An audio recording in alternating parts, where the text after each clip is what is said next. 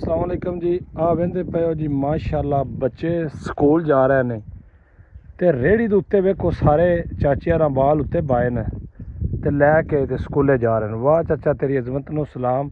ते साडी गौरमेंट नूं कोई इस गल दा नहीं। राह वेखो ना साडा किवें में ते बाल केड़े औखे हो के स्कूल पै जांदे ने, रेहड़ियां दे उत्ते बहा के चाचा छड्डण लगा जांदा है। आ साडा पिंड है, ठीक है। ओ साडा सामने दुद्ध खलोता आया सामने, क्योंकि उस भी आख्या जी मैं भी इत्थे ही खलोना है, आना जे ते आ जाओ, नहीं जाना तो मैं वापस टुर जाना है।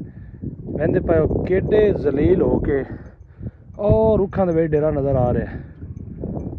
ओ सामना उत्थों बच्चे लैके आए ने ते रेहड़ी दे उत्ते माशाल्लाह ते वेख लो साडी गौरमेंट नूं कतरी भी नहीं मैं इन्हां दा राह बनवा छड़िए, बच्चे आराम नाल स्कूल आ सकन और पढ़ सकन। क्योंकि साडी हुकूमत नूं पढ़ाई दी ते एड्डी लोड़ ही नहीं कि बच्चे ना ही पढ़न ते चंगा है, लेकिन साडा राह जिहड़ा है ना 10-12 किले वो नहीं बढ़ना, कभी भी नहीं बढ़ना।